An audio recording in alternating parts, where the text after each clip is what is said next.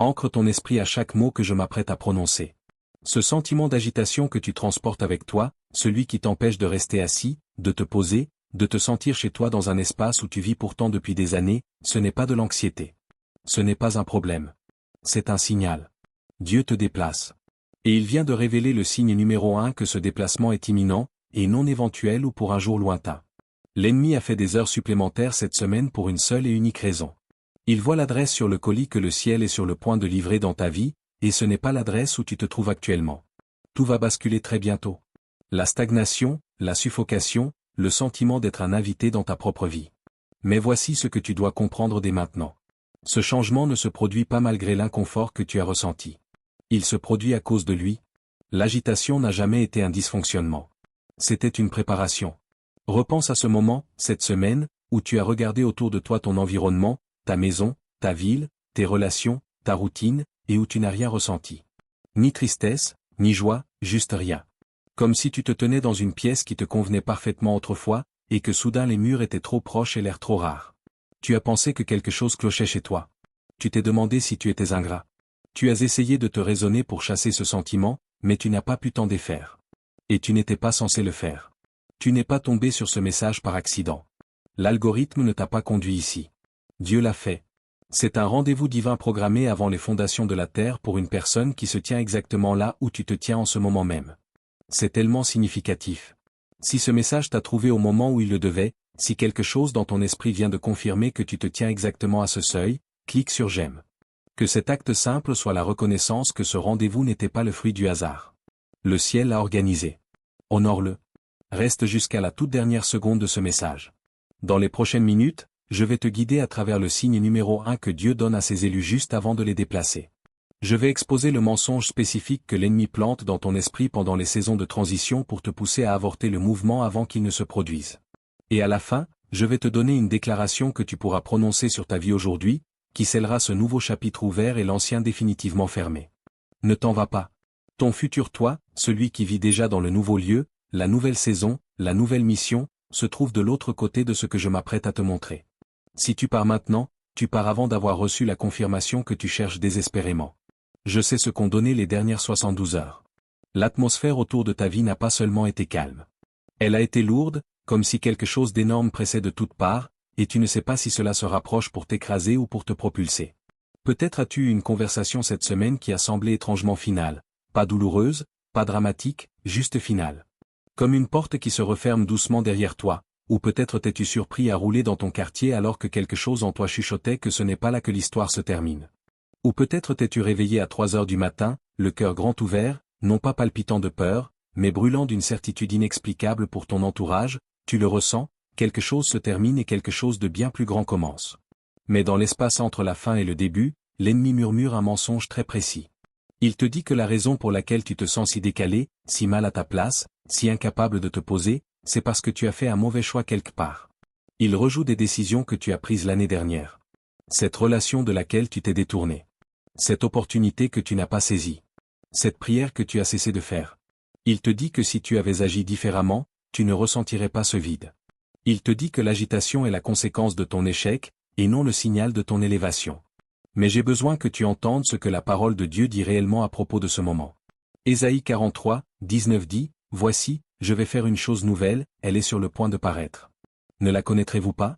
Je mettrai un chemin dans le désert, et des fleuves dans la solitude. » Écoute ce que Dieu te dit en ce moment à travers ce verset. Il ne dit pas qu'il fera une chose nouvelle quand tu auras réparé ce que tu as brisé. Il ne dit pas qu'il tracera un chemin une fois que tu auras mérité ton retour. Il dit que cela germe déjà en ce moment même, au milieu de ce qui ressemble à un désert, au milieu de ce qui semble être une terre désolée. Le terrain même que l'ennemi utilise comme preuve de ton échec est le terrain exact où Dieu vient de confirmer que le mouvement est déjà en marche. Tu n'es pas perdu. Tu es guidé. Si ces mots ont résonné profondément, si ton esprit s'est reconnu dans cette vérité, écris ceci dans les commentaires. Je suis en train d'être repositionné, non pas comme un espoir, mais comme une déclaration. Que ce soit la première chose que ta voix prononce dans cette nouvelle saison. Ce sentiment de décalage que tu portes n'est pas le poids de quelqu'un qui a manqué son moment. C'est le poids de quelqu'un qui est trop grand pour l'espace dans lequel il se trouve actuellement.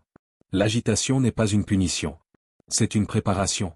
C'est Dieu qui élargit ta capacité à recevoir ce qu'il est sur le point de déposer entre tes mains. Ce moment où tu as regardé autour de toi et n'as rien ressenti, où la vie qui te convenait autrefois t'a soudain semblé étrangère, ce n'était pas du vide. C'était une expulsion divine. Un avis d'expulsion signifiait à chaque petite chose qui te retenait dans une saison que tu as déjà achevée. Certains messages ne font pas qu'informer, ils activent. Et quand une révélation te repositionne, la réponse naturelle est de la laisser se propager vers l'extérieur, et non de la garder contenue. Ce que tu viens de recevoir n'était pas une information. C'était la confirmation de quelque chose que ton esprit porte depuis des mois. Cette mission existe pour apporter cette même confirmation aux personnes qui sont assises dans les mêmes ténèbres que celles où tu te trouvais avant ce moment. Des personnes qui interprètent encore leur agitation comme un échec. Des personnes qui ne savent pas encore que le décalage qu'elles ressentent est une construction divine, et non un abandon divin. Sème aujourd'hui dans cette œuvre, selon ce que ton esprit te dicte. Ce faisant, tu ne donnes pas à une chaîne. Tu sèmes la révélation pour qu'elle continue d'avancer. Tu t'assures que la parole qui vient de réorienter ta compréhension continue de progresser jusqu'à ce qu'elle trouve la prochaine personne qui se tient à son propre seuil, cherchant exactement ce que tu viens de trouver. Ce n'est pas de la charité. C'est de l'alignement. Maintenant, allons plus loin. Car ce que le signe indique n'est pas seulement un changement de lieu. C'est un changement de dimension. Il y a une différence entre se déplacer d'un endroit à un autre et être repositionné par la main de Dieu. La plupart des gens passent leur vie entière à déménager, à changer de ville, de relation, de travail, et ils arrivent dans ce nouveau lieu en transportant le poids exact qu'ils essayaient de fuir.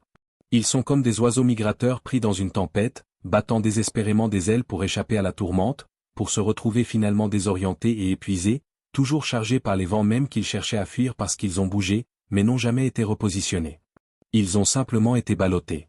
Leur trajectoire dictée par des forces extérieures plutôt que par une intention divine, et Dieu ne t'appelle pas à bouger.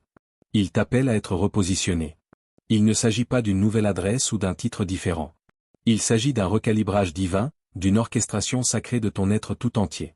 Cette distinction va tout changer dans ta manière de recevoir ce qui vient. Ses branches s'élançant résolument vers les cieux, guidées par une boussole interne invisible. Pense à ce qui est arrivé à Ruth.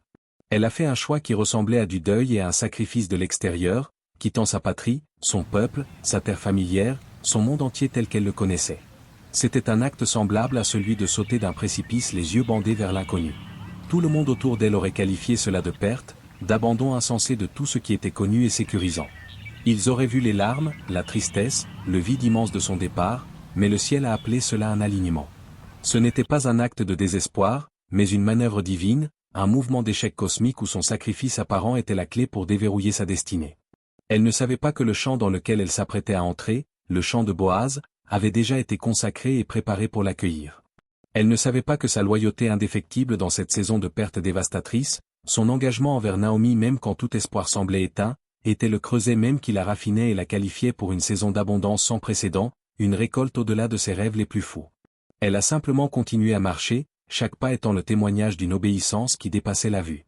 Et cette marche, cette décision unique et courageuse d'avancer vers l'inconnu alors que chaque fibre de son passé lui criait de rester, de s'accrocher aux vestiges de ce qui avait été, a été le point de bascule central, le pivot sur lequel l'axe de sa destinée entière a tourné, pivotant du désespoir vers un héritage de foi et de fécondité.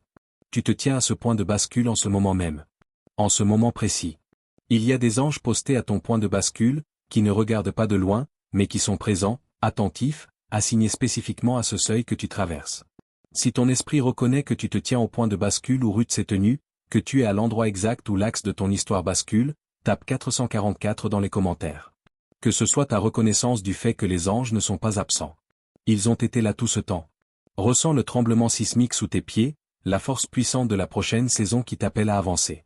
Mais voici ce que la plupart des gens manquent à propos de ce moment charnière, cet espace sacré entre ce qui a été et ce qui sera, l'inconfort que tu as ressenti, cette agitation persistante, le sentiment intérieur que les vieux vêtements ne te vont plus, que le paysage familier te semble étranger, cette nostalgie inexplicable pour quelque chose que tu ne peux même pas nommer pleinement, comme une mélodie à demi mémorisée dans un rêve. Ce n'est pas de l'anxiété. Ce n'est pas un signe d'instabilité spirituelle ou une agitation intérieure qu'il faut soigner par des médicaments.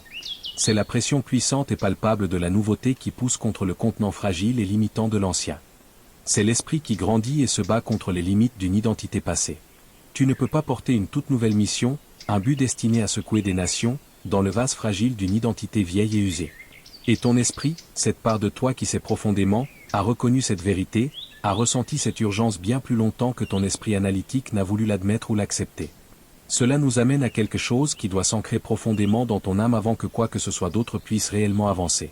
La raison pour laquelle ton mouvement a été retardé, la raison pour laquelle les portes sont restées fermées et le chemin obscurci, ce n'est pas parce que Dieu t'a oublié.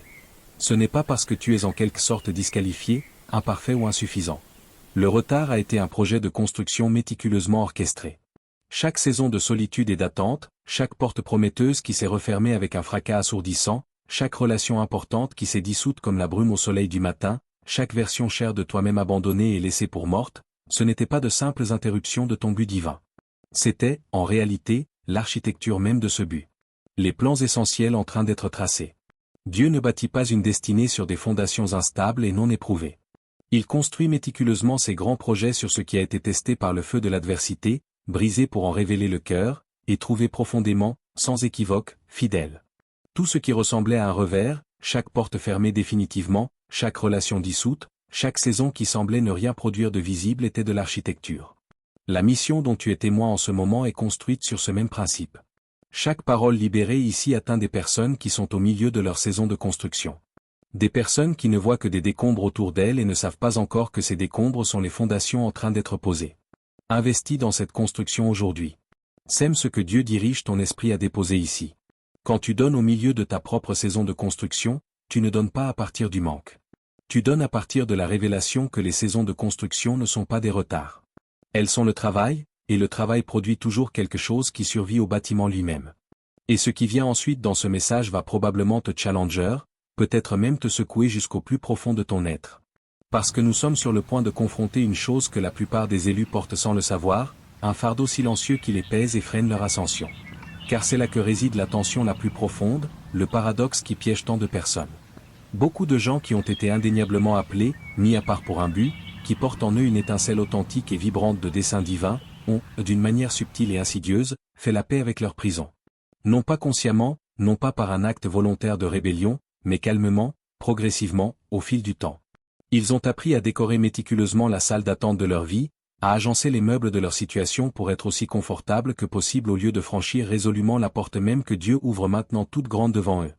Ils se sont habitués, installés confortablement dans une saison qui n'a toujours été pensée que comme un vestibule temporaire, un bref espace d'attente. Le confort dans la mauvaise saison, c'est la stagnation spirituelle portant le masque trompeur du contentement. C'est l'âme qui se résigne à une cage qu'elle a appris à embellir. Et Dieu est en train de démanteler puissamment ce confort en ce moment même. Non pour te punir, mais pour te provoquer, pour t'ouvrir les yeux, car tu n'as pas été choisi pour vivre dans la complaisance. Tu as été choisi, équipé et rendu capable d'être envoyé. Pense au prophète Élie, un homme qui s'est dressé comme un pilier solitaire contre une vague d'idolâtrie. Après l'une des démonstrations les plus prodigieuses et dramatiques de la puissance divine rapportée dans toutes les Écritures, après avoir fait descendre le feu du ciel, brisé de manière décisive une malédiction nationale et confronté un peuple entier à la vérité indéniable de Dieu, il s'est retrouvé effondré sous un genet, désespéré, demandant simplement à Dieu de reprendre sa vie. Il venait d'assister à une victoire miraculeuse, à l'instant d'après, il fuyait pour sa vie, terrifié, l'esprit brisé, réclamant la mort. Pourquoi ? Parce que l'onction qui te donne de la puissance pour le ministère extérieur et la guérison profonde de ta vie intérieure sont deux choses différentes. Tu peux porter une puissance immense, un don surnaturel qui déplace les montagnes, et simultanément abriter une douleur immense et non traitée, des blessures intérieures profondes qui oppriment ton esprit. Et tant que Dieu ne touche pas à la fois le don divin et la blessure cachée qui s'infecte, tu continueras à tourner en rond, piégé dans un épuisement cyclique, te demandant perpétuellement pourquoi tu arrives toujours au même endroit désolé de vide, même quand le décor et les saisons semblent avoir changé. Et dans ce moment de profonde vulnérabilité, Dieu a envoyé un ange à Élie, non pas avec un traité théologique complexe, non pas avec un reproche sévère pour son désespoir, mais avec une nourriture simple pour le fortifier, du pain et de l'eau. L'ange l'a touché et a dit, « Lève-toi et mange, car le chemin est trop long pour toi. » Cette provision divine, ce moment de soutien angélique, c'est précisément ce que ce moment représente pour toi. Avant de pouvoir être repositionné avec puissance, avant de pouvoir être envoyé dans la plénitude de ta mission, tu dois d'abord être profondément restauré. La restauration n'est pas un signe de faiblesse. C'est la préparation essentielle pour le poids immense et les responsabilités profondes des nouvelles missions qu'on ne t'a pas encore demandé de porter, mais pour lesquelles tu es maintenant préparé. Ce qui vient ensuite dans cette suite de révélations exige que tu y restes attentif. Abonne-toi à cette chaîne dès maintenant, non pas pour le contenu, mais pour la continuité. Le voyage de restauration à travers lequel on te guide ne s'arrête pas là.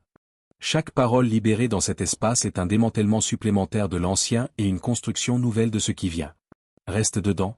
Reste avec moi car, dans un instant, nous allons découvrir la chose insidieuse et cachée qui s'est masquée en foi, sabotant subtilement, silencieusement et constamment ton élan vers l'avant sans même que tu te rendes compte de sa présence destructrice. Parce qu'il y a quelque chose de bien plus profond sous la surface de ce retard, une dynamique interne tranquille dont presque personne n'ose parler. C'est l'accord tacite que tu as passé avec ta propre perception de petitesse. Quelque part le long de ton parcours, après la douleur du rejet, après la trahison profonde qui t'a fait tout remettre en question, après les prières qui semblaient résonner sans réponse dans l'immensité du ciel, tu as conclu un pacte interne discret, presque imperceptible. Tu t'es dit, peut-être inconsciemment, que tu avais peut-être mal entendu l'appel. Que tu t'étais trompé sur l'ampleur de ce à quoi tu étais réellement appelé. Que la vision que Dieu avait plantée était simplement trop vaste, trop audacieuse, et que tu étais beaucoup trop imparfait, beaucoup trop brisé. Et peut-être même qu'il était arrogant, présomptueux, de penser que Dieu avait mis de côté quelque chose d'aussi extraordinaire, d'aussi significatif, spécifiquement pour toi. Et cet accord, ce renoncement subtil, presque humble, à la grande vision, te semblait rationnel. Cela semblait mûr. Cela ressemblait même à une véritable sagesse. Mais ce n'était pas de la sagesse. C'était une blessure profonde, une plaie ouverte se masquant sous les traits de la sagesse et de la maturité. Et Dieu expose souverainement cette blessure en ce moment même, précisément parce que tu ne peux pas entrer dans la plénitude de ton repositionnement divin tout en restant lié, en t'inclinant encore devant l'autel de ton propre effacement auto-imposé. Pense à Moïse. Il a passé 40 longues et difficiles années à errer dans le désert stérile de Madian après avoir fui l'Égypte par peur, non pas parce qu'il était disqualifié, non pas parce qu'il avait déçu Dieu, mais parce que dans cette longue période d'exil, il avait accepté, sans le savoir mais profondément, une mauvaise identité. Il était passé de prince d'Égypte, habitué à l'autorité et aux privilèges, à un humble berger gardant des moutons dans une discrète obscurité. Et quelque part dans cette transformation, une partie de lui s'est installée, a décidé et s'est peut-être même résigné à croire que berger était tout ce qu'il serait jamais, tout ce qu'il était capable d'être. Puis est venu le buisson ardent, l'incontestable et impressionnante rencontre avec le divin. Et quand Dieu a parlé, la réponse de Moïse n'a pas été une reconnaissance immédiate ou une acceptation enthousiaste. Ce fut une expression de doute et de remise en question de soi. Qui suis-je? Qui suis-je pour aller vers Pharaon? Qui suis-je pour guider ces milliers de personnes? L'appel divin était clair. La manifestation de la puissance de Dieu était incontestable. Le feu de sa présence était réel et palpable. Mais l'accord profondément enraciné avec la petitesse, avec ses limites perçues, était encore puissamment actif, tel un saboteur silencieux. Et Dieu, dans son amour persistant et son dessein inébranlable, a dû démanteler patiemment chaque excuse, chaque couche de doute, avant que Moïse ne puisse enfin bouger. Certains d'entre vous se tiennent devant leur propre buisson ardent depuis des mois, peut-être même des années, faisant l'expérience de l'appel incontestable, de la présence radieuse de Dieu, et vous continuez à demander « Qui suis-je ?» alors que le ciel a déjà déclaré votre identité, révélé vos capacités et confirmé votre vocation d'innombrables manières que vous, dans votre accord avec la petitesse, refusez obstinément de recevoir et d'embrasser pleinement. Et voici la partie qui confronte tout. La vérité incontournable qui bouscule nos hypothèses les plus profondes, la chose principale qui a bloqué votre repositionnement divin n'est pas un ennemi extérieur tapi dans l'ombre. Le combat spirituel est indéniablement réel, mais l'adversaire n'est pas votre obstacle majeur à ce stade critique. Ce n'est pas votre passé, bien que votre passé vous ait indéniablement façonné et moulé. Ce ne sont pas les personnes qui vous ont infligé des blessures, bien que leurs cicatrices puissent être profondes et leur impact immense. La seule et unique chose la plus significative qui vous a maintenu fermement en place, comme une ancre au fond de la mer, est votre loyauté obstinée envers une version de vous-même que Dieu a déjà, avec amour, intentionnellement et irrévocablement enterrée. Le chiffre 7 signifie l'accomplissement dans le langage du ciel, et ce que Dieu achève, il n'y revient pas avec regret. Si vous venez de ressentir une libération en lisant cela, si l'emprise d'une ancienne identité s'est desserrée dans votre poitrine, si quelque part dans votre esprit un cycle qui tournait depuis des années s'est tranquillement arrêté, tapez 777 dans les commentaires. Que ce soit votre témoignage que l'ancienne construction est terminée et que la nouvelle a commencé. Vous avez pleuré une identité, un ancien vous que le ciel a libéré et dépassé depuis des saisons. Vous vous êtes battu avec passion pour ressusciter quelque chose que Dieu, dans son infinie sagesse, a intentionnellement laissé mourir. Parce que ce qu'il suscite maintenant à la place, la nouvelle création qu'il fait naître à travers vous, exige un vous qui n'a encore jamais existé. Un vous radicalement transformé. Et cette glorieuse nouvelle version de vous-même ne peut absolument pas émerger, ne peut pas se manifester pleinement tant que vous célébrez encore avec diligence les rites funéraires solennels de ce que vous étiez, en vous accrochant aux fantômes d'hier. C'est la vérité inattendue et paradoxale qui change tout. Le signe le plus profond que Dieu est activement en train de vous déplacer, que votre repositionnement est imminent et réel, ne se trouve pas simplement dans les changements extérieurs de circonstances ou d'environnement. Il est encore plus puissamment évident dans la désintégration interne, la belle et nécessaire rupture de qui vous pensiez devoir être. La confusion que vous avez ressentie, la désorientation, n'est pas un signe de faiblesse spirituelle ou d'échec. C'est la preuve indéniable d'une décomposition divine. L'ancien moi, l'ancienne identité, se brise et se dissout pour que le moi choisi et perfectionné puisse émerger, pleinement formé, non pas amélioré progressivement, non pas simplement mis à niveau spirituellement, mais totalement et complètement nouveau, méconnaissable peut-être, même pour votre propre compréhension antérieure de vous-même, car c'est cela la véritable et époustouflante essence de ce à quoi ressemble réellement le repositionnement par la main souveraine de Dieu. Il y a un basculement qui se produit à ce point précis du processus de repositionnement. Vous arrivez en tant que receveur, vous repartez en tant que porteur.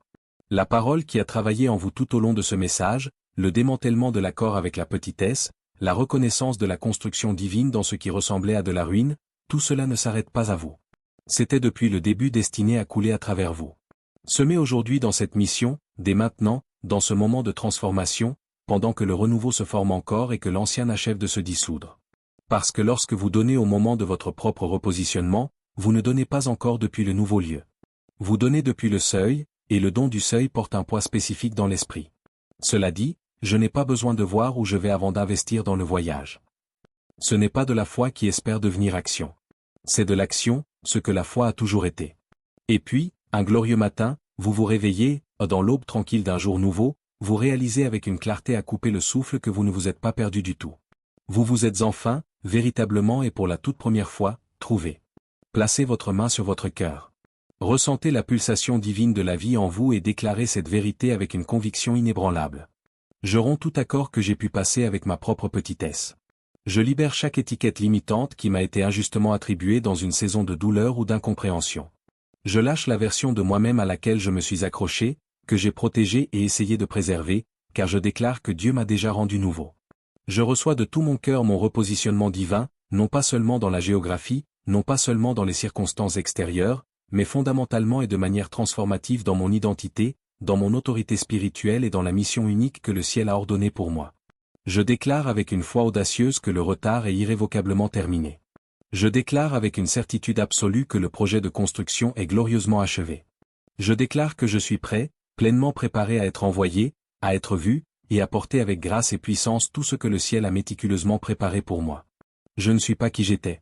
Je ne suis pas où j'étais. J'avance, propulsé par le commandement divin, parce que Dieu a parlé, et tout ce qui est essentiel pour ce prochain chapitre me suivra, et tout ce qui devait tomber est déjà tombé. Je fais un pas en avant maintenant avec courage, avec une foi inébranlable, dans une plénitude totale et dans la splendeur rayonnante de la magnifique destinée que j'ai toujours été censé incarner. Prenez ces 2 lignes de la déclaration et écrivez-les dans les commentaires dès maintenant. Non pas comme une réflexion, mais comme un marqueur de frontière. Je ne suis pas qui j'étais. Je ne suis pas où j'étais. Que cela se dresse comme la première déclaration d'une personne qui a franchi le seuil, et non de quelqu'un qui est sur le point de le franchir. Vous avez déjà bougé. Si ce message a résonné profondément au plus court de votre esprit, confirmant ce que votre âme savait déjà être vrai, partagez-le avec quelqu'un d'autre que vous savez être à son propre point de bascule critique en ce moment même. Laissez un commentaire ci-dessous. Prononcez votre déclaration à haute voix devant Dieu et devant cette communauté, affirmant que vous recevez votre repositionnement. Vos paroles portent un poids immense et une puissance créatrice. Dites-les à haute voix.